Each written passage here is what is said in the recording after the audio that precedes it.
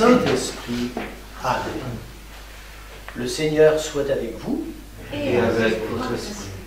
Évangile de Jésus-Christ selon saint Luc. Gloire à toi, Seigneur.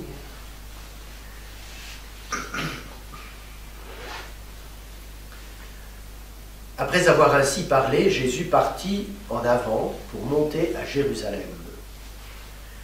Lorsqu'il approcha de Bethphagée et de Béthanie, près de l'endroit appelé Mont des Oliviers, il envoya 2 de ses disciples en disant : « Allez à ce village d'en face.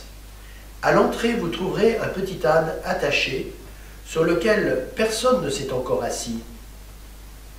Détachez-le et amenez-le. Si l'on vous demande pourquoi le détachez-vous, vous répondrez : parce que le Seigneur en a besoin. » Les envoyés partirent et trouvèrent tout comme Jésus leur avait dit. Alors qu'ils détachaient le petit âne, ses maîtres leur demandèrent : « Pourquoi détachez-vous l'âne » Ils répondirent : « Parce que le Seigneur en a besoin. » Ils amenèrent l'âne auprès de Jésus, jetèrent leur manteau dessus et y firent monter Jésus. À mesure que Jésus avançait, les gens étendaient leurs manteaux sur le chemin. Alors que déjà Jésus approchait de la descente du mont des Oliviers, toute la foule des disciples, remplie de joie, se mit à louer Dieu à pleine voix pour tous les miracles qu'ils avaient vus. Et ils disaient : « Béni soit celui qui vient, le roi au nom du Seigneur. Paix dans le ciel et gloire au plus haut des cieux. » Quelques pharisiens qui se trouvaient dans la foule dirent à Jésus : « Maître, réprimande tes disciples. » Mais il prit la parole en disant : « Je vous le dis, si eux se taisent, les pierres crieront. » Lorsque Jésus fut près de Jérusalem, voyant la ville, il pleura sur elle, en disant : « Ah, si toi aussi tu avais reconnu en ce jour ce qui donne la paix. Mais maintenant, cela est resté caché à tes yeux. Oui, viendront pour toi des jours où tes ennemis construiront des ouvrages de siège contre toi, t'encercleront et te presseront de tous côtés. Ils t'anéantiront, toi et tes enfants qui sont chez toi, et ils ne laisseront pas chez toi pierre sur pierre, parce que tu n'as pas reconnu le moment où Dieu te visitait. » Acclamons la parole de Dieu. Louange à toi, Seigneur Jésus.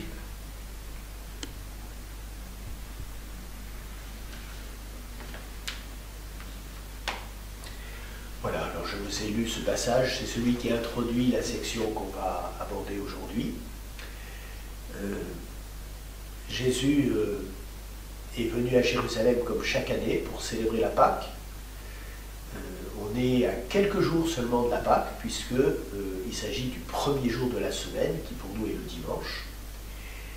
Et la Pâque va être célébrée par les Juifs le Shabbat suivant, c'est-à-dire le samedi suivant. Et Jésus sait qu'il ne sera plus de ce monde. Donc il provoque cet événement, quelque part, de l'entrée glorieuse, l'entrée triomphale à Jérusalem.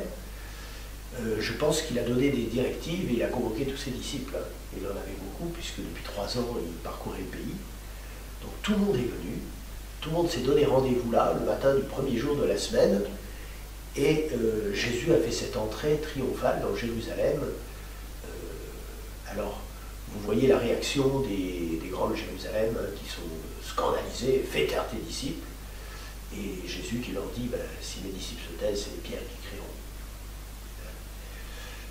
Et on voit que, alors c'est pas raconté tout de suite dans ce passage, c'est juste après, mais Jésus arrivant au temple va chasser les vendeurs du temple, il va faire un scandale, quoi. On a l'impression qu'il les provoque, en fait. Il les provoque, mais qu'il le fasse ou qu'il ne le fasse pas, ça ne changerait rien, parce que sa mort est déjà décidée. Donc il affirme les droits de Dieu sur le temple et sur le peuple, surtout. Et il se laisse acclamer comme roi et comme sauveur. Voilà, alors nous, on peut l'acclamer aussi, et dans notre cœur, on peut chanter les louanges du Seigneur et lui dire qu'on l'aime, le bénir, le remercier pour tout ce qu'il fait pour nous. Enfin, il ne faut pas avoir peur de le louer. En plus, il est dans la gloire aujourd'hui. Hein. Il a pris possession de son règne. Tout n'est pas encore accompli, comme vous le verrez. L'accomplissement parfait, ce sera quand nous aussi, on sera associés à cette gloire. Pour l'instant, on est en chemin, et on doit suivre le même chemin que lui, pour entrer dans la gloire. Mais on a cette joie de savoir que lui a déjà triomphé, et qu'il est le maître du temps et de l'histoire. Rien ne lui échappe. On peut être persécuté, on peut avoir des situations angoissantes, des gens qui se moquent de nous, mais on n'a rien à craindre. Il dira d'ailleurs, quelques jours plus tard, pendant le dernier repas, il dira à ses disciples, « Ne crains pas, petit troupeau, j'ai vaincu le monde. » Voilà. Donc on sent que Jésus est totalement maître de la situation. C'est lui qui provoque l'événement et qui maîtrise les événements. Vous verrez d'ailleurs quand je parlerai pour la section suivante, puisque cet événement introduit la courte semaine que Jésus va passer à Jérusalem, et où il va tous les jours aller au temple, et donc il va y avoir des conversations nombreuses avec les Juifs, les scribes, les pharisiens, les prêtres, et Jésus va continuellement affirmer sa supériorité sur eux, quoi. De manière très à droite, vous verrez, c'est pas... Jésus n'est pas un polémiste, il sort toujours par le haut des pièges qu'on lui tend. Il n'entre pas dans une polémique. Voilà, alors rendons grâce pour ce roi de gloire qui est entré dans les cieux et qui là entre à Jérusalem acclamé comme roi de gloire. Et c'est d'ailleurs un passage de psaume qui est cité ici. On va peut-être aller le lire, ce psaume. Ce sera notre prière. C'est B, je crois. Oui. Psaume 17, 26.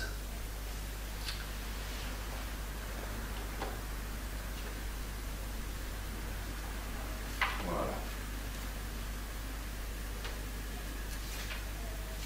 Alors c'est un long psaume qui fait la louange de la loi ancienne, c'est-à-dire de la première alliance qui a été donnée.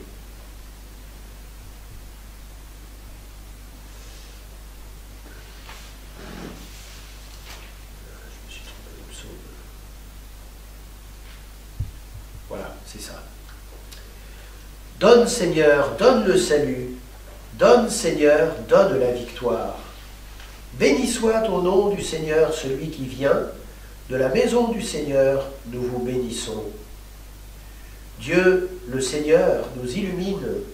Rameaux en main, formez vos cortèges jusqu'auprès de l'autel. Tu es mon Dieu, je te rends grâce. Mon Dieu, je t'exalte. Rendez grâce au Seigneur, il est bon. Éternel est son amour. Notre Père, qui es aux cieux, que ton nom soit sanctifié, que ton règne vienne, que ta volonté soit faite sur la terre comme au ciel. Donne-nous aujourd'hui notre pain de ce jour. Pardonne-nous nos offenses, comme nous pardonnons aussi à ceux qui nous ont offensés. Et ne nous laisse pas entrer en tentation, mais délivre-nous du mal. Car c'est à toi qu'appartiennent le règne, la puissance et la gloire pour les siècles des siècles. Amen. Amen. Au nom du Père et du Fils et du Saint-Esprit. Alors on va vous donner une petite feuille. Je commence par des choses pratiques puisque 8 catéchumènes vont être, 8 adultes vont être baptisés le jour de Pâques, dans la nuit de Pâques. Et sur cette feuille, c'est une courte explication de ce qui va se passer pendant le carême. Et donc les catéchumènes du diocèse ont été réunis par notre évêque à Saint-Paul, c'est une paroisse de Châlons. Ils étaient au nombre de 27 et ils ont vécu ce qu'on appelle l'appel décisif, c'est-à-dire qu'ils sont appelés par leur nom chacun et ils viennent inscrire leur nom sur le registre où sera inscrit leur baptême. Voilà. Et donc ça s'est fait toute la journée. Il y a eu des rencontres avec l'évêque, ensuite il y a eu la messe, et puis il y a eu le repas partagé. Il y en a 2 qui pourraient partager, 3, 4 qui pourraient dire ce qui s'est passé et partager sur ces jours. Et entre cet appel décisif qui a lieu au premier dimanche de carême jusqu'à Pâques où se passent les baptêmes, il va y avoir les scrutins. Les scrutins, en fait, eh bien voilà, vous allez voir, c'est une initiation au combat spirituel, parce que la vie chrétienne est un combat. La vie chrétienne, c'est pas de tout repos. On décide de donner un sens à notre vie au-delà de la mort, mais c'est pas la perspective habituelle que l'on peut avoir, parce que l'au-delà de la mort, on n'a pas expérimenté. Et donc, forcément, ça amène du combat. D'autant plus que dans ce monde spirituel, il y a des êtres qui ne veulent pas du tout qu'on rejoigne Dieu, parce qu'ils s'en sont privés eux-mêmes, et par jalousie, ils ne veulent pas qu'on regagne le ciel. Alors, on les appelle les démons. Jésus les désigne plutôt par le nom de adversaire, Shatan en hébreu, qui a donné Satan en français. Ceux qui se mettent en travers du chemin de Dieu et du projet de Dieu. Voilà, donc les scrutins, c'est comme une initiation au combat spirituel. Et là, je cite un petit extrait du rituel de l'initiation des catéchumènes adultes, RICA. Au numéro 148, il y a une belle explication sur ce que c'est que les scrutins.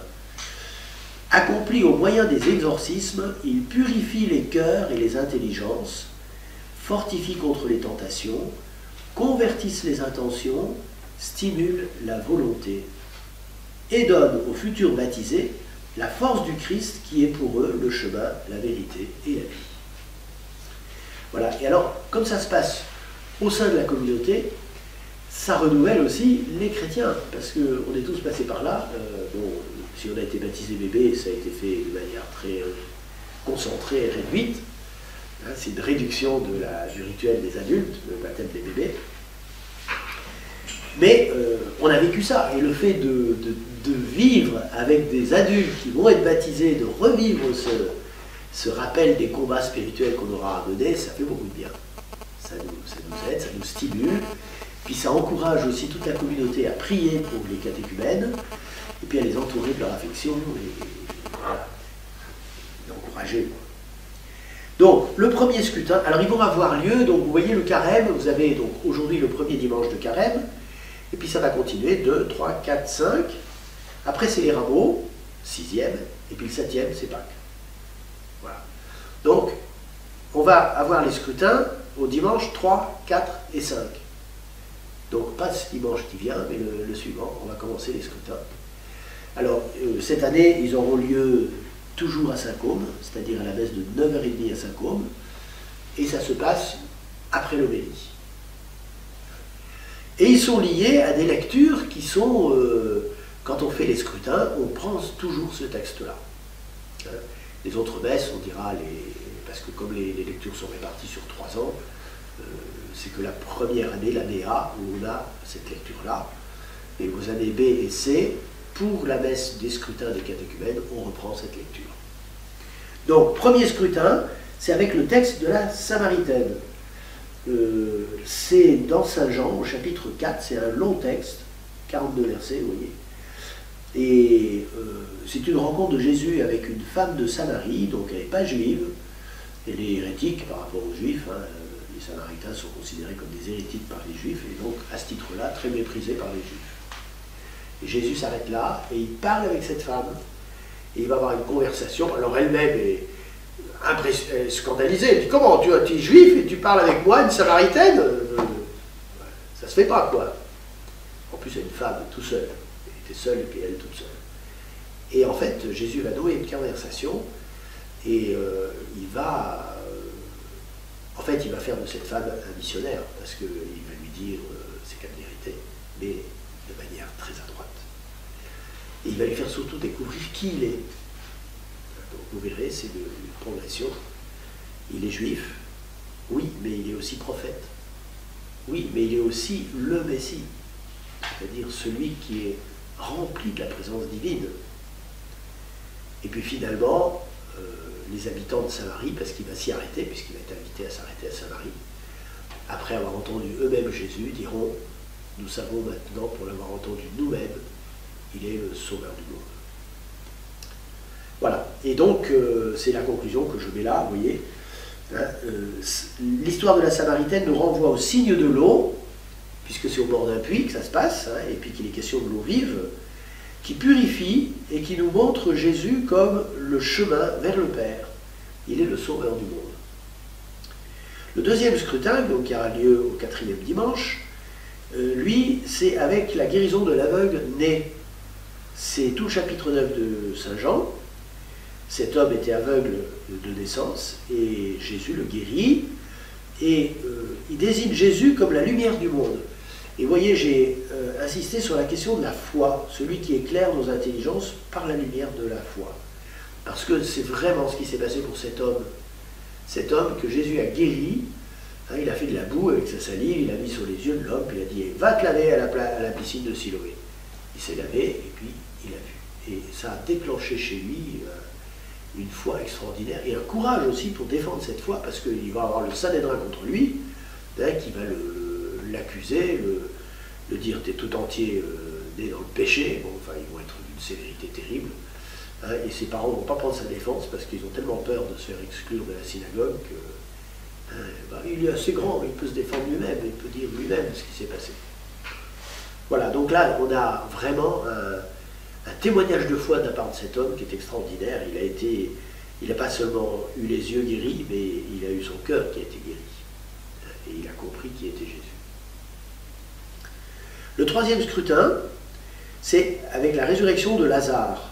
Donc là, c'est au chapitre 11 de Saint Jean, jusqu'au verset 45. Il nous désigne Jésus comme celui qui donne la vie et qui rend possible les choses humainement impossibles. Et j'insiste beaucoup là-dessus parce que pour nous, la mort, c'est définitif, quoi. C'est l'écrasement de notre vie sur le pare-brise, comme les moustiques. Hein. Paf! Et à partir de là, c'est terminé. Il n'y a pas d'issue, quoi. On ne revient pas dans la vie. Enfin voilà, on ne revenait pas. Et justement, Jésus va tout changer. Il va rendre possible ce qui paraît impossible. Et ce miracle va être, comment dire, un cataclysme à Jérusalem. Ça va être un cataclysme. Tout le monde va vouloir toucher celui qui est revenu de chez les morts. Il est quand même resté 3 jours dans son tombeau. Et puis il y avait des centaines de témoins quand il a été ressuscité. Donc ils ont tous senti l'odeur de la pourriture. Donc quelque chose d'épouvantable. Jésus a comment dire, c'est pour ça qu'il pleure d'ailleurs, parce qu'il a, pour convaincre, pour donner le signe de sa toute-puissance divine, il a été obligé de laisser son ami mourir, son ami Lazare. Et non seulement il l'a laissé mourir, mais en plus il l'a laissé pourrir dans son tombeau. Je ne sais pas quelle maladie il avait, mais moi j'imagine que c'était quelque chose du genre du diabète. Parce que un corps diabétique se corrompt extrêmement vite. Ça, je l'ai testé. Donc, voilà, c'était urgent de l'enterrer rapidement. Et Jésus attend 4 jours avant de venir. Donc, ça a été quelque chose d'extrêmement choquant, que cette résurrection, et puissant en même temps. C'était bouleversant. il a donné ce signe d'une puissance incroyable. Et donc, les gens un peu intelligents et qui étaient autour de lui auraient dû comprendre que rien ne pouvait l'empêcher de ressusciter lui-même. Il est vraiment le maître de la vie. Donc voilà. Alors ce troisième, vous voyez, il est capable de rendre possible les choses humainement impossibles. Jésus nous arrache à la désespérance. Et un chrétien, c'est quelqu'un qui ne désespère jamais, parce qu'il sait que de toute façon, Dieu a vaincu la mort. La mort a été vaincue dans la résurrection du Christ. Donc, elle peut nous atteindre, mais elle ne peut pas nous détruire. Ce n'est que provisoire. Donc, c'est une extrêmement bonne nouvelle. Et vous voyez, on va retrouver ce que j'avais mis au début, en citant Rica, la force du Christ qui est pour eux le chemin, la vérité et la vie. Premier scrutin, Jésus est le chemin. Deuxième scrutin, Jésus est la vérité. La foi répond à la vérité. Troisième scrutin, Jésus est la vie. Il ressuscite son ami Lazare et il nous promet notre résurrection future. Donc les scrutins se déroulent au cœur de la messe, au milieu de la communauté chrétienne qui porte les catéchumènes dans sa prière. Donc c'est ce qui va se passer. Alors, ce sera la communauté de Saint-Côme, mais il y a quand même, c'est pas imperméable. Il y a des gens qui vont différemment à l'endroit ou à l'autre de la paroisse. Après l'homélie, les catéchumènes s'avancent au pied du chœur, la communauté prie quelques instants sur eux en silence. Puis le prêtre prononce sur eux la prière du scrutin. Et de cette démarche des scrutins, les catéchumènes laissent, dans cette démarche, ils laissent en fait le regard de Jésus descendre jusqu'au plus profond de leur cœur. Seigneur, tu me scrutes et me connais. Donc c'est un extrait du psaume 138, 139. Que je me lève, m'assois, tu le sais, tu perces de loin mes pensées. C'est-à-dire que le regard de Dieu nous atteint tous, on ne peut rien cacher à Dieu. Même quand on pêche, on est toujours sous le regard de Dieu et on blesse le cœur de Dieu, on lui fait de la peine. Voilà. Pauvres pécheurs que nous sommes. Enfin, pauvres pécheurs que je suis. Voilà.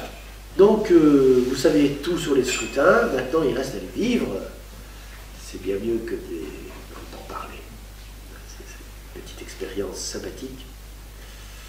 Voilà. Alors, maintenant, nous allons revenir à cette section. Si vous ne les voyez pas, la Corinne. Alors, je rappelle, en particulier pour Jérémie, qui n'était pas avec nous les autres fois, l'évangile de Luc, il se compose d'abord de 2 très longs chapitres qui racontent l'enfance de Jésus. Raconte l'enfance de Jésus, surtout tous les événements qui sont autour de sa naissance, de sa conception, de sa naissance, et puis jusqu'à l'adoration des mages, 1 an à peu près après sa naissance. Et puis, il va y avoir encore un petit épisode, je réfléchis, c'est bien Luc qui raconte à 12 ans. À 12 ans, lorsque Jésus fait ce que les Juifs appellent la bar mitzvah, c'est-à-dire son examen de catéchisme, qui fait qu'à partir de là, il devient adulte dans la foi. Et sa manifestation à 12 ans, au milieu des docteurs. Donc Luc en parle brièvement. Mais c'est un moment très important aussi. C'est tout ce qu'on sait de l'enfance de Jésus. On a quelques éléments qui nous sont donnés par des évangiles apocryphes, c'est-à-dire on a 17 évangiles qui sont venus jusqu'à nous, qui ont été écrits entre la fin du 1er siècle et la fin du 2e siècle, et qui racontent des choses qui sont déjà dans les 4 évangiles, et en plus des choses transmises par la tradition ou embellies par, vous savez comme on fait dans les vies de saints, c'est-à-dire qu'on en rajoute, quoi. Puis bon, c'est pas tout à fait fidèle. Donc ça n'a pas été retenu comme authentique par l'Église, mais il y a des éléments quand même qui sont intéressants dedans et on les voit dans les fêtes liturgiques, certains, comme la présentation de Marie au temple, ça c'est pas dans les évangiles. Voilà, on a un certain nombre d'exemples comme ça. Voilà. Donc ça c'est la première partie. Ensuite vous allez avoir tout le corps de l'évangile, qui est l'essentiel de l'évangile, et vous allez avoir deux grandes parties dans ce corps de l'évangile. Vous avez 9 chapitres qui sont la mission de Jésus en Galilée, on l'a vu en 2 fois, et puis vous avez à peu près autant, 9 chapitres qui sont la mission de Jésus en Judée, autour de Jérusalem. Et là aussi, on l'a vu en 2 fois. Et la deuxième fois, c'était la dernière fois. Et maintenant, on va aborder le ministère de Jésus à Jérusalem, même dans la ville. Après son entrée triomphale, il va y avoir des discussions. Et alors, on constate une chose dans le récit des évangiles, c'est que plus on s'approche de la fin, de l'aboutissement, je dirais, de l'accomplissement des évangiles, enfin de ce pourquoi Jésus est venu, plus le récit est dense, plus on raconte d'événements. Saint Matthieu, il raconte vraiment en détail chacune des journées qui précèdent. Il est encore plus prolixe que ne l'est Luc pour raconter des discussions que Jésus a eues pendant ces journées-là. Voilà. Et cette section, qui est courte, qui fait 2 chapitres et quelques versets, cette section se termine, donc commence avec l'entrée triomphale de Jésus à Jérusalem, comme je vous l'ai lu tout à l'heure, et se termine avec un grand discours qu'on appelle le discours eschatologique, c'est-à-dire Jésus va faire une grande prophétie sur la ville de Jérusalem et sur l'histoire future du monde, et qui est pas évidente à lire, parce que c'est assez obscur ce que Jésus dit. Alors, il y a des choses qui sont éclairées, parce que la chute de Jérusalem, ça s'est passé en l'an 70 de notre ère, mais pour ce qui concerne la fin du monde, il y a bien des choses qui ne sont pas encore arrivées. Voilà. Et là, par contre, les évangiles ont été, ils en disent beaucoup là-dessus, aussi bien Matthieu que Marc que Luc, sur ce moment très important que Jésus pleure sur la ville. Vous voyez, dans l'entrée triomphale à Jérusalem, on fait allusion à ça très brièvement en disant que Jésus pleure sur la ville de Jérusalem parce qu'elle n'a pas accueilli son message. Elle n'a pas cru en lui. Alors que le peuple a cru, puis Jésus a donné tellement de signes que c'est vraiment la mauvaise volonté pour ne pas vouloir croire. Parce qu'ils ne veulent pas perdre le pouvoir. Voilà, donc c'est court, ça fait 4 pages dans mon évangile. Et alors, on va, en fait, dans cette section-là, on va voir, au fur et à mesure qu'on avance, soit à travers des discussions, soit à travers des paraboles que Jésus dit, on va voir que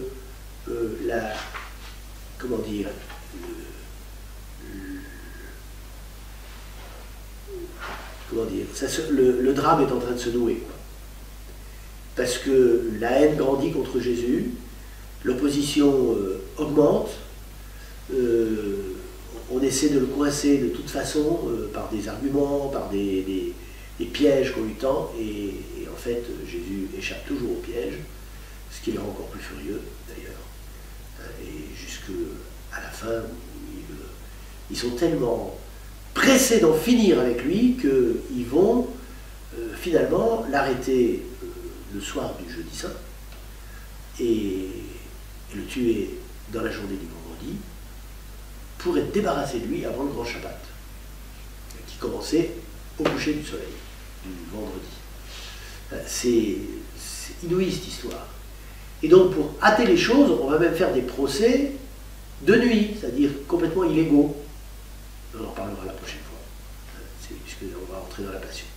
Mais là, on est dans ce qui précède, et donc vous allez voir comment cette hostilité grandit. Elle était déjà présente, mais que Jésus vienne les provoquer au cœur même de Jérusalem, ça les rend furieux. Bon, donc il a ressuscité Lazare, et là a été décrétée sa mort. C'est l'apôtre Saint Jean qui nous rapporte ça. Donc chronologiquement, Lazare a été ressuscité pendant l'hiver, et là on est à la fin de l'hiver, on est au début du printemps, c'est la fête juive de la Pâque, où on fait mémoire de la sortie d'Égypte, sous la conduite de Moïse, et chaque année les Juifs remangent la Pâque et font mémoire de leur sortie d'Égypte.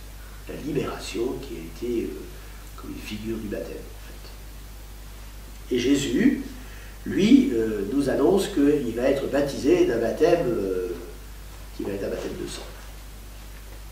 Il sera lavé de son propre sang. Alors, on voit tout de suite cette opposition quand il rentre dans Jérusalem avec la foule qui l'acclame. Fais taire tes disciples, je vous l'ai dit tout à l'heure, hein, ils sont furieux et là, Jésus dit, mais non, je ne peux pas les faire taire. Je vous le dis, si eux se taisent, les pierres crieront. Et en fait, on voit que c'est pas de gaieté de cœur. Jésus n'a jamais eu de haine contre ses ennemis, contre ceux qui le haïssent. Il n'a pas de haine. Il est venu pour sauver tous les hommes. Il n'est pas venu pour écraser les infâmes qui le rejettent, pas du tout. Il est venu pour les sauver. Et donc il pleure sur eux, il pleure sur cette ville, parce qu'il sait ce qui va se passer. Hein. Voilà. Il annonce le siège de Jérusalem par les Romains en l'an 70. Hein. Viendront des jours où tes ennemis construiront des ouvrages de siège contre toi, ils t'encercleront, te presseront de tous côtés, ils t'anéantiront, toi et tes enfants. Et donc Jésus continue à s'avancer, rentre dans la ville, acclamé par toute la ville est en liesse complète, à tel point que les apôtres ne comprendront pas le retournement qui va se produire en quelques jours. C'est la même foule qui, vendredi saint, hurlera sur lui en le maudissant, en lui jetant des immondices, en criant à mort, crucifie-le. C'est la même foule, les mêmes. Mais bon, comme dira Jésus, c'est l'heure des ténèbres, c'est-à-dire que le jour de son triomphe, les démons ont été écartés, mais là, ils ont ensorcelé tout le monde, quoi. Parce qu'il fallait que Jésus aille jusqu'au bout de son sacrifice et qu'il entre dans l'ultime combat contre la mort, qui est la conséquence ultime du péché. Parce que en fait, les démons, ce sont des esprits. Les esprits ne peuvent pas cesser d'exister, mais ils peuvent mourir. Ils sont spirituellement morts. Parce que dans leur cœur, au lieu d'avoir de l'amour, ils n'ont que de la haine. Au lieu d'avoir de la bienveillance, ils n'ont que de la jalousie, de l'envie, de la colère. Donc ils sont rongés par ça. Et ça les détruit. Mais du coup, ils font un peu ce qu'on voit dans la réaction psychologique de quelqu'un qui est mal, mais il devient infernal pour les autres, quoi. Parce qu'il fait subir aux autres son mal-être. Voilà. Donc les démons, c'est ce qu'ils font. Hein. Bon, comme ils sont beaucoup plus puissants que nous, et beaucoup plus intelligents, et beaucoup plus nombreux, on est mal, les gars. Hein. Méfiez-vous. Hein. Armez-vous de la grâce du Christ. Et donc Jésus entre dans le temple, et là, il entre dans une colère, mais une sainte colère, c'est-à-dire que, vous savez, le temple de Jérusalem, c'est l'unique lieu où il y a la présence de Dieu dans le monde ancien. C'est l'unique lieu, parce que dans ce temple, il y avait la fameuse arche d'alliance, hein, qui était, c'est sur elle que reposait la nuée dans le désert. Alors c'est vrai que là, c'est le nouveau temple, c'est le second temple après l'exil, il n'y a plus d'arche, mais c'est quand même le lieu de la présence de Dieu, parce que quand il y a eu la dédicace du second temple, eh bien la nuée lumineuse est descendue sur le temple, et les prêtres qui offraient les sacrifices ont été obligés de foutre le camp, parce qu'ils étaient brûlés par cette nuée, ce feu brûlant, dévorant, qui descendait sur le temple. Voilà.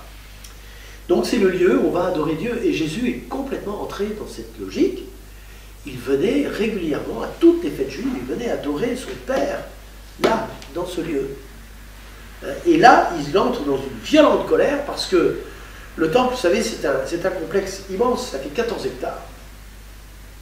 Au cœur, il y a le sanctuaire, donc là où il y a, devant lequel on fait les sacrifices, hein, les prêtres font les sacrifices, la cour des hommes, puis ensuite il y a la cour des femmes, puis il y a l'esplanade des païens, et puis il y a tous les portiques où il se passe plein de choses, avec des habitations, des écoles, enfin c'est immense, 14 hectares. C'est tout le centre de Châlons. Hein. Voilà, c'est vraiment énorme.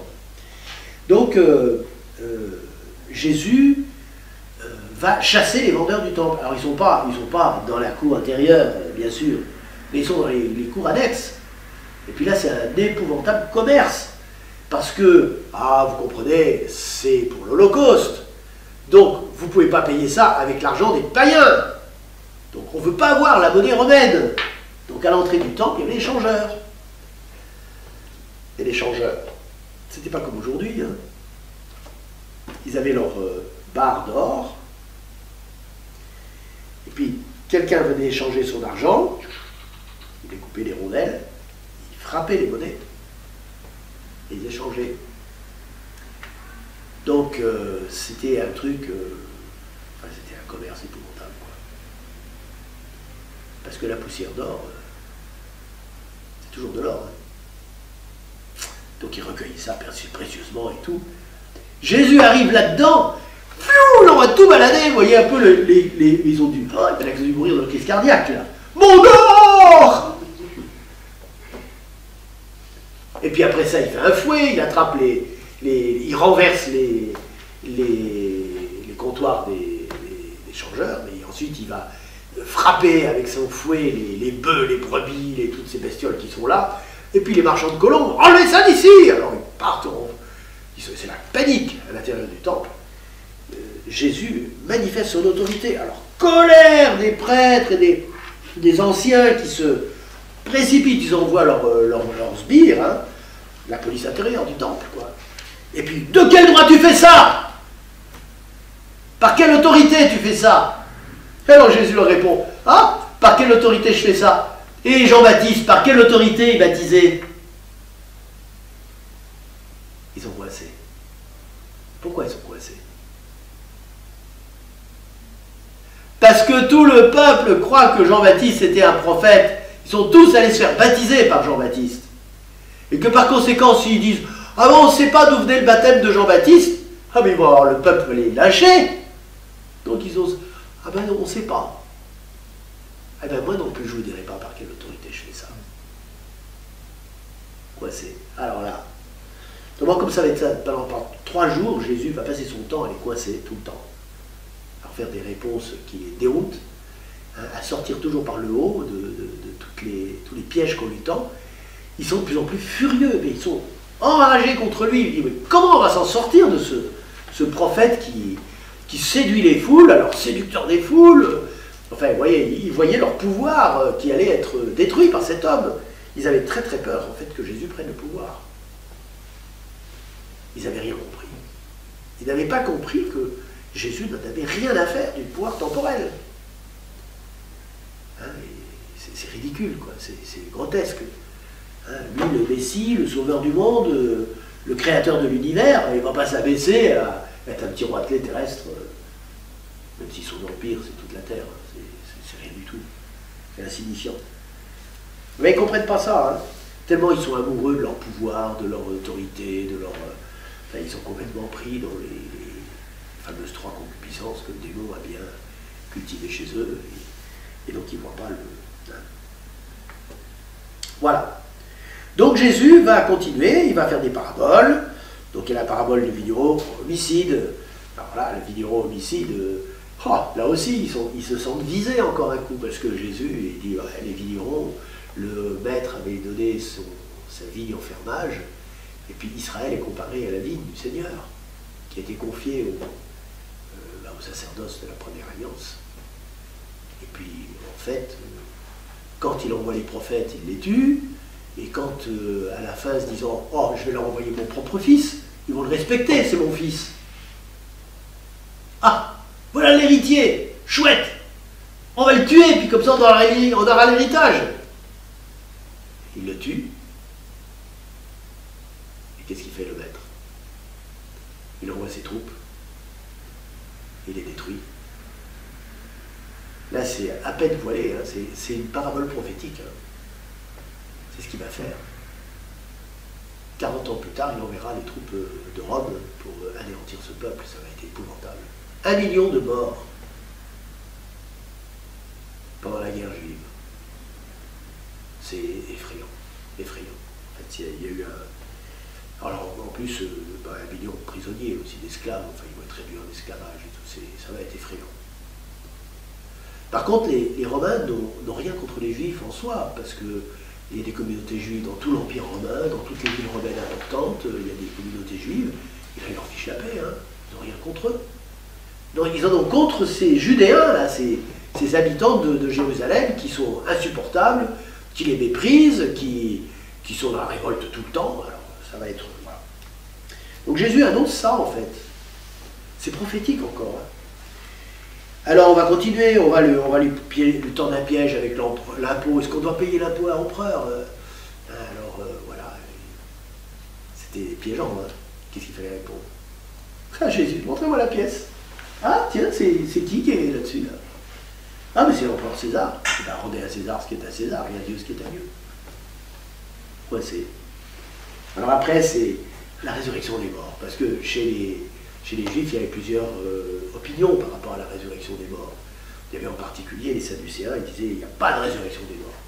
Et alors ils vont inventer toute une histoire pour expliquer qu'il n'y a pas de résurrection des morts. Avec un mec qui a, plutôt une femme qui épouse un homme, qui est l'aîné de 7 frères, il meurt sans laisser d'enfant, donc il y a la loi du Lévirat, donc le deuxième doit épouser la veuve pour lui susciter de descendance à son frère, et puis il meurt tous les 7 sans laisser de descendance. Et de qui sera le mari à la résurrection des morts? Jésus répond, mais ça n'a pas d'objet. Il n'y a pas d'objet. À la résurrection des morts, on ne se marie plus. Il n'y a plus à transmettre la vie, on sera éternel. Il n'y a plus... voilà, on sera dans un autre état. Donc ça n'a pas d'objet. Et d'ailleurs, la preuve qu'il y a une résurrection des morts, c'est que Dieu n'est pas le Dieu des morts, il est le Dieu des vivants. Or, quand il se désigne à Moïse, il lui dit « Je suis le Dieu d'Abraham, d'Isaac et de Jacob ». Ils étaient morts depuis longtemps. Hein. Voilà. Donc chaque coup, ils sont coincés. Alors Matthieu raconte encore d'autres histoires, mais Jésus continue, et puis alors, il met en garde en plus, il dit « Méfiez-vous des scribes et des pharisiens, hein, parce que ils vous racontent des sornettes, quoi. Hein. Ils se promènent en vêtements d'apparat, ils font, voilà, comme s'ils étaient la puce de Jupiter, quoi. Bon, Jésus ne parle pas comme ça. C'est moi qui le dis. Hein. Ils aiment les sièges d'honneur dans les synagogues et les places d'honneur dans les dîners. Ils dévorent le bien des veuves. Et pour l'apparence, ils font de longues prières. Ils seront d'autant plus sévèrement jugés. Parce que tout ça, c'est pour l'apparence. Voilà, et alors là, il y a un petit moment qui est quand même où Jésus qui console le cœur de Jésus, c'est qu'à un moment, ils sont dans le temple, ils voient tous ces riches qui mettent ostensiblement, ils sortent leur bourse, et puis ils versent ça dans le trésor. Ah, ça se remarque. Hein. Et puis, les pauvres petites veuves qui arrivent, toutes pauvres, habillées de noir, avec des vêtements un peu déchirés, là. Puis, cling, petite pièce de dessous, là, qu'elle met dans le trésor. Et Jésus dit, voyez, cette femme, elle a donné plus que tous les autres. Eux, c'était leur superflu. Et en plus, ils ont eu les honneurs, parce que tout le monde dit « Oh, t'as vu comme il est généreux !» Elle, personne ne sait ce qu'elle a mis. On n'a même pas entendu le bruit de la petite pièce quand elle est tombée dans le trésor. Mais elle a donné cette petite pièce qui leur aurait permis de manger aujourd'hui, et elle ne mangera pas aujourd'hui à cause de ça. Donc voilà, il fait l'éloge de la générosité de cette femme, qui a une vraie piété. Bon, alors, on se trouve devant le gros morceau de la soirée, et sur lequel je ne m'étendrai pas très longtemps, parce que je ne peux pas. C'est le discours eschatologique. Et là, ça va être un des derniers jours où Jésus est avec ses apôtres. Et puis les apôtres, ben, ils sont fiers, ils sont juifs, hein, donc Jésus, t'as vu comme c'est beau. Alors ceux qui sont allés à Jérusalem, David nous se fait vite, c'est quoi extraordinaire. On est là en face de la ville, et on voit la ville de Jérusalem d'aujourd'hui, qui est plus située exactement où était la ville à l'époque de Jésus, mais elle est montée sur les collines. Donc, mais de là, la ville basse, on la voit super bien. Donc Jésus dominait la ville, il voyait tout ça. Et les apôtres voyaient le temple en face. Oh, Jésus, t'as vu comme c'est beau, le temple, notre temple. Ils sont fiers. Jésus dit, il ne restera pas pierre sur pierre de tout ça. Tout sera détruit. Oh. Mais quand est-ce que ça va arriver, Seigneur? Et là, Jésus fait un long discours qui a été rapporté par les évangélistes et qui mêle deux événements. C'est là où c'est la preuve que les évangiles ont été écrits avant la chute de Jérusalem. C'est qu'ils ne distinguent pas les deux événements. Nous, on peut, a posteriori, faire la distinction. Parce que vous avez des parties qui parlent bel et bien de la chute de Jérusalem. Puis vous avez des parties qui ne parlent pas de la chute de Jérusalem, mais d'événements qui arriveront beaucoup plus loin. Alors vous allez comprendre, parce que je vais vous lire un petit passage. Donc Jésus annonce que il va y avoir les nations vont se lever les unes contre les autres, les royaumes les uns contre les autres. Il y aura des famines, des épidémies, des phénomènes effrayants surviendront, des désastres. En fait, il fait un tableau très noir de la suite de l'histoire. Malheureusement, il a complètement tort. Quand on voit comment ça se passe dans le monde aujourd'hui, les génocides. On a quand même, au XXe siècle, je ne sais pas combien on a tué de dizaines de millions d'hommes de manière violente, par des guerres, des bombes, des destructions, des persécutions, des génocides. Enfin, c'est effrayant. Le XXe siècle a été un siècle épouvantable. Et puis on a démarré le XXIe sur les chapeaux de roue. C'est reparti dans les mêmes logiques. Donc, on comprend que ce que Jésus dit, mettez-vous bien dans l'esprit. Et alors là, il y a une petite lumière, c'est-à-dire qu'au milieu de cette violence qu'il va y avoir dans le monde, mais ne vous inquiétez pas, les petits gars, vous êtes mes disciples, ne vous inquiétez pas, ne vous préoccupez pas de votre défense. Hein? On va vous jeter en prison, on va vous persécuter, on va vous faire comparaître devant les synagogues, devant les rois, devant les puissants de ce monde, quoi. Ne vous inquiétez pas. C'est moi qui vous donnerai un langage et une sagesse à laquelle vos adversaires ne pourront pas résister. Et alors ça, on en a des exemples multiples dans l'histoire de l'Église. Jusqu'au XXe siècle. Incroyable. Les réponses que les chrétiens reçoivent dans leur bouche et qu'ils donnent, qui désarçonnent complètement leurs ennemis, hein, des fois jusqu'à les sauver de la mort, en fait. Voilà. Enfin, voilà, c'est l'expérience montre qu'effectivement c'est bien comme ça que ça se passe. Et puis les divisions, elles se remettent dans les familles. Dans les familles, on se disputera à cause de Jésus. C'est impressionnant, quoi. Dans une famille de 5 personnes, il y en aura 3 contre 2, dit Jésus. Et alors, la suite est intéressante parce que là, on va avoir 2 descriptions, d'abord de la ruine de Jérusalem et ensuite de la fin des temps. Et là, par contre, dans Saint Luc, on voit bien le passage de l'un à l'autre. Donc je vais vous le lire et vous allez voir le passage vous-même. On est au chapitre 21 à partir du verset 20. Quand vous verrez Jérusalem encerclée par des armées, alors sachez que sa dévastation approche. Alors, ceux qui seront en Judée, qu'ils s'enfuient dans les montagnes. Ceux qui seront à l'intérieur de la ville, qu'ils s'en éloignent. Ceux qui seront à la campagne, qu'ils ne rentrent pas dans la ville. Car ce seront des jours où justice sera faite pour que soit accomplie toute l'Écriture. Quel malheur pour les femmes qui seront enceintes et celles qui allaiteront ces jours-là, car il y aura un grand désarroi dans le pays, une grande colère contre ce peuple. Ils tomberont sous le tranchant de l'épée, ils seront emmenés en captivité dans toutes les nations. Jérusalem sera foulée aux pieds par les païens jusqu'à ce que leur temps soit accompli. Et alors là, vous voyez, Jésus décrit ce qui s'est passé en 70. Les armées romaines ont bouclé la ville au moment de la fête de la Pâque. Il y avait 1 million de personnes à l'intérieur. Et ça a été un pogrom épouvantable. Ils les ont tués massivement. Ce n'était pas le but. Les Romains ne voulaient pas les tuer, ce n'était pas le but. Mais il s'est passé ceci. Et c'est Joseph, je ne sais plus comment il s'appelle, qui était historien et qui, en 70, est passé du côté des Romains et a raconté la guerre juive. Il était juif, mais il a raconté la guerre juive en étant du côté des Romains. Et il explique ce qui s'est passé.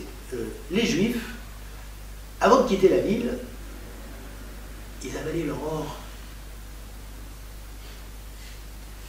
Le problème, c'est que les Romains n'ont pas tardé à comprendre ce qui se passait. Et bien, ils les éventraient pour récupérer l'or qu'ils avaient ingéré. Donc ça a été épouvantable, une boucherie affreuse. C'est fou. Hein. Bon, après, beaucoup d'autres ont été faits prisonniers, ont été réduits en esclavage. Et par exemple, vous avez sans doute entendu parler de Masada. Masada, il y a eu un film qui a été fait il y a 20 ou 30 ans sur Masada. Et en fait, c'était la dernière place forte qui a résisté aux Romains, parce que c'était une ville qui était construite sur un piton rocheux au-dessus de la mer Morte. Ils avaient un système de comment dire, canalisation, puis de conduite forcée, qui amenait l'eau dans la ville. Et puis surtout, ils avaient beaucoup de citernes dans la ville. Et donc, des citernes immenses. Moi, je suis monté, là, quand j'ai fait mon voyage d'études archéologiques qui a duré un mois, on est monté à Masada, on a visité les citernes. Alors la citerne, on mettait l'église Saint-Pierre dedans, hein, c'est gigantesque. Donc ils ont creusé ces citernes et ils avaient jointoyé toutes les fissures possibles. Et en fait, il y avait des réserves d'eau colossales sur la montagne, là-haut. Et donc les Romains n'arrivaient pas à les réduire. Donc, qu'est-ce qu'ils ont fait? Ils ont créé une rampe du côté où la falaise était la plus petite, elle faisait que 50 mètres de haut. Ils ont créé une rampe pour monter. Mais, qu'est-ce qu'ils faisaient là-haut? Les archers tuaient les soldats romains qui faisaient la rampe. Ah, c'est comme ça. Eh bien, esclaves juifs. C'est des esclaves juifs qui ont fait la rampe. Et comme c'était leurs frères juifs, ils n'ont pas tiré sur eux. Et ils ont vu la rampe monter. Et quand la rampe a été terminée, les Romains ont fait ce qu'ils faisaient d'habitude, machine de guerre. Puis les 6 mètres qui restaient, ou 4 mètres qui restaient, ça a été... Voilà. Et alors en fait, pour ne pas être pris, les survivants qui étaient encore à l'intérieur, ils se sont suicidés collectivement. Un suicide collectif. C'était épouvantable. Ce que les Romains ont trouvé, c'était... En fait, les combattants juifs ont égorgé leurs épouses et leurs enfants avant de s'égorger mutuellement les uns les autres pour ne pas tomber dans les mains des Romains. Parce que ça, ils auraient passé un mauvais quart d'heure. Et pour ne pas être réduits en esclavage, ni tomber dans les mains des Romains. C'était un carnage épouvantable. Bon, je ne sais pas pourquoi je vous raconte ça, mais c'est pour vous dire que c'était terrible, terrible, terrible la fin du peuple juif. Et alors, ce que dit Jésus ensuite, Jérusalem sera foulée aux pieds par les païens jusqu'à ce que leur temps soit accompli. Eh bien, on en est encore là. Jérusalem est toujours foulée par les païens. Même si les Juifs sont revenus avec l'État d'Israël qui a été créé en 48, hein, eh ben, c'est toujours foulé par les païens parce que dans l'enceinte de la ville, il y a des gens de toutes les nationalités qui sont là. Et puis même c'est foulé par les païens parce qu'il y a des millions de pèlerins qui viennent là, hein, à cause du Christ. Donc ça pose beaucoup de questions pour les Juifs. Ils sont très interpellés parce que qu'est-ce que c'est que le messianisme aujourd'hui, quoi? Toutes les prophéties sont réalisées, elles ne sont pas pour cette époque. Elles sont pour l'époque de Jésus. Ben voilà. Donc, foulés par les païens, jusqu'à ce que leur temps soit accompli. Ah, tiens, il va y avoir un accomplissement du temps des païens. Qu'est-ce que ça veut dire? Bon, là, je ne vais pas faire des commentaires personnels parce que je me lancerai dans des trucs... Je vais simplement finir. On passe donc à la deuxième phase de la prophétie qui concerne la fin des temps. Il y aura des signes dans le soleil, la lune et les étoiles. Sur terre, les nations seront affolées et désemparées par le fracas de la mer et des flots. Donc ça veut dire qu'il y aura de plus en plus de tsunamis, comme on en a connu depuis le début de ce siècle, avec des vagues gigantesques de 30 mètres de haut, enfin des trucs effrayants, quoi. Vous savez, en Indonésie, là, quand il y a eu le fameux gros tremblement de terre qui a fait ces énormes tsunamis qu'il y a eu, où il y a eu plusieurs centaines de milliers de morts, eh bien, dans la ville qui est à 50 km de l'épicentre, la vague a fait 30 mètres de haut, et vous avez un cargo qui a été transporté à 3 km à l'intérieur des terres. Un cargo! C'est ahurissant, la puissance de la vague. La ville a été complètement rasée, ça c'est plus rien. Donc les gens qui étaient dans la ville, ils sont tous morts. Tellement c'était violent. Voilà, les hommes mourront de peur dans l'attente de ce qui doit arriver au monde, car les puissances des cieux seront ébranlées.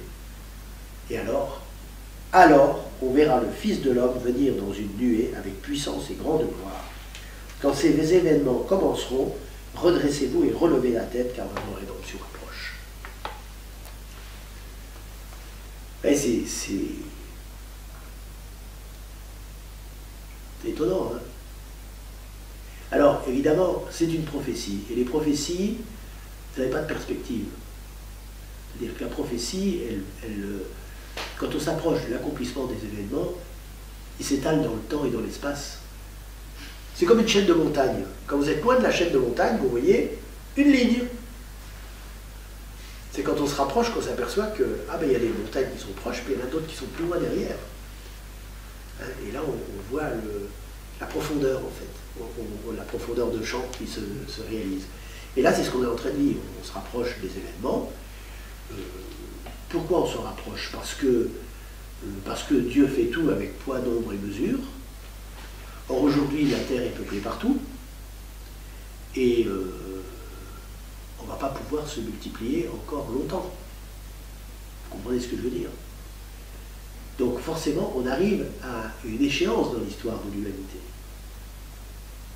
Il va bien falloir qu'il y ait une issue. Or, Dieu est le maître de l'histoire, contrairement à ce qu'on peut imaginer, parce que c'est pas parce que Dieu se cache et paraît silencieux pendant quelques siècles que c'est pas lui le maître de l'histoire. C'est grave de le penser, hein? Parce que de toute façon, nous sommes dans sa main. Donc, le jour où il dira ça suffit, ça s'arrêtera. Hein? Et puis, il reprendra les rênes. C'est arrivé plusieurs fois dans l'histoire de l'humanité. C'est arrivé au déluge. C'est arrivé au moment de la rédemption. De certaine façon, hein, alors c'est surtout dans le domaine spirituel, où il a arrêté l'invasion et l'extension du règne de Satan. Il a mis un coup d'arrêt. Maintenant, ça va être sur Terre. Il va y avoir un nouvel événement à grande échelle. Voilà. Et alors, Jésus fait une toute petite parabole. Voyez le figuier et tous les autres arbres. Regardez-les. Dès qu'ils bourgeonnent, vous savez que l'été est proche. De même, vous aussi, lorsque vous verrez arriver cela, sachez que le royaume de Dieu est proche. Amen, je vous le dis, cette génération ne passera pas sans que tout cela n'arrive. Le ciel et la terre passeront, mes paroles ne passeront pas. Alors là, c'est déroutant cette parole, parce qu'en fait, Jésus revient sur ce qui se passe à Jérusalem. Effectivement, la génération n'est pas passée sans que les événements arrivent. Et puis la génération, moi je verrai aussi dans cette expression de Jésus, la génération du temps de l'Église, c'est-à-dire que voilà, les générations se succèdent au niveau de la chronologie, si vous voulez. Et c'est la génération des baptisés, des chrétiens qui se répandent à travers le monde. Et ben, ce temps ne passera pas avant que tout cela se réalise. C'est-à-dire qu'il y aura toujours des chrétiens jusqu'à la fin des temps. Ils seront de plus en plus nombreux. Référence la prophétie d'Ézéchiel avec le fleuve d'eau qui coule du côté du Christ et qui est de plus en plus large et profond. Et au fur et à mesure que les milliers d'années passent, au bout de 4000 ans, il faut nager pour le traverser, c'est-à-dire que toute l'humanité est convertie. Voilà. Donc, tenez-vous sur vos gardes, de crainte que votre cœur ne s'alourdisse dans les beuveries, l'ivresse et le souci de la vie, et que ces jours-là ne tombent sur vous à l'improviste comme un filet. Il s'abattra en effet sur tous les habitants de la terre entière. Restez éveillés et priez en tout temps, ainsi vous aurez la force d'échapper à tout ce qui doit arriver et de vous tenir debout devant le Fils de l'homme. Voilà, il passait ses journées à enseigner au temple, et ses nuits, il sortait et il passait, et il allait vers le jardin des Oliviers ou vers Béthanie, qui est pas très loin, hein, une demi-heure de marche. Et nous avons eu la joie de faire le trajet depuis Bethphagée, l'endroit où il a pris le... Alors là, il y a une petite côte d'abord, enfin voilà, et puis après, ouf, on descend sur Jérusalem. Ouais. Stéphane, toi tu es déjà allé en Israël? Non, jamais. Ouais. Bon, enfin, si vous pouvez un jour y aller. Voilà, mes amis.